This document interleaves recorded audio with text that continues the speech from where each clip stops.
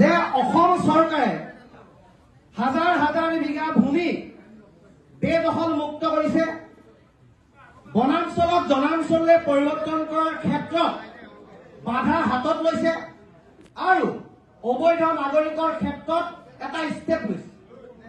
তাৰ কাৰণে উজনি অসমৰ কিছুমান প্ৰান্তত শংকা আহিছে, সংশয় আহিছে আৰু শংকা সংশয়ৰ মাজত অত্যুক্তি কিছুমান কথা কোৱাৰ কাৰণে জনগোষ্ঠীয় সংকীৰ্ণ চিন্তা চেতনৰ পৰা আঁতৰি সাম্প্ৰদায়িক দৃষ্টিকোণেৰে কোনোবাই কথাখিনি চাইছে, নোচোৱা নহয়।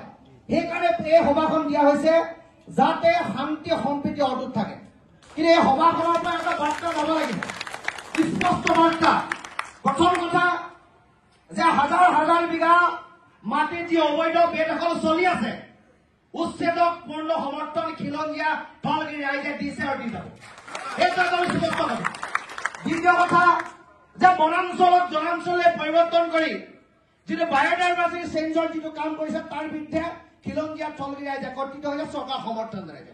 কিন্তু যিখন চৰকাৰে গৰিয়া মৰিয়া দেখি জোলা ছয়ত এইকেইটা জনগোষ্ঠীয় মৰ্যাদা দিয়াৰ পাছত যিখন অসমত এই ইছলাম ধৰ্মীয় লোকসকলে শৰাইঘাটৰ যুদ্ধত লাচিত বৰফুকনৰ লগত লাগি নিজৰে ইছলাম ধৰ্মৰ মানুহৰ এগেইনষ্টত যুঁজ দিছিল, তেখেতলোকৰ যিটো ত্যাগ, তেখেতলোকৰ যিটো তেজৰ ত্যাগৰ নমুনা তাক আমি অস্বীকাৰ কৰিব নোৱাৰো।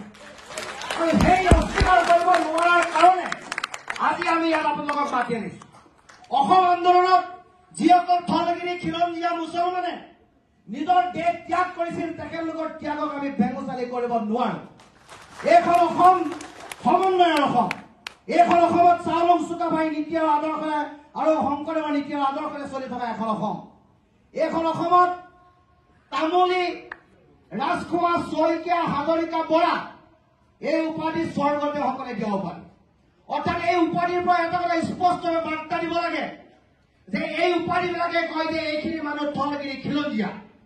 এখেতলোকৰ লগত লৈ প্ৰশ্নবোধক চিন উদয় হ'ব নালাগে। প্ৰশ্নবোধক চিন তাত উদয় হ'ল যেতিয়া ইউনিছ তামুলীয়ে জেঙনিকেইটাত ক'লে যে অবৈধ নাগৰিক হলেও ইয়াত থাকিব পাৰিব, আপোনালোকৰ খেদাৰ অধিকাৰ নাই। প্ৰশ্নটো তাত আহিল যে ইউনিছ তামুলীয়ে কিয় এই কথাষাৰ ক'লে। সেই কথাষাৰ কোৱাৰ কাৰণে এটা প্ৰত্যুত্তৰ হ'ল, কথাবিলাক বেলেগ এফালে গতি কৰিলে। সেইকাৰণে আমি ইয়াত কৈছো যে ইউনিছ তামুলী শিৱসাগৰ অভিভাৱক নহয়, XYZ কোনোবা শিৱসাগৰ অভিভাৱক নহয়। অসমৰ অভিভাৱক অসমীয়া ৰাইজ, ধলগিৰি খিলঞ্জীয়া ৰাইজ। আৰু অসম চৰকাৰেও এই কথা আচ্ছাপ কৰিব নোৱাৰে যে উজনি অসমৰ ধলগিৰি খিলঞ্জীয়া ৰাইজৰ ভোটেৰে তেখেতলোকে চৰকাৰ বনাইছে। গতিকে ধলগিৰি খিলঞ্জীয়া ৰাইজৰ মনত অহা বিদ্বেষ, ধলগিৰি মানুহৰ মনত অহা সন্দেহ, অৱকাশ দূৰ কৰা দায়িত্ব চৰকাৰ।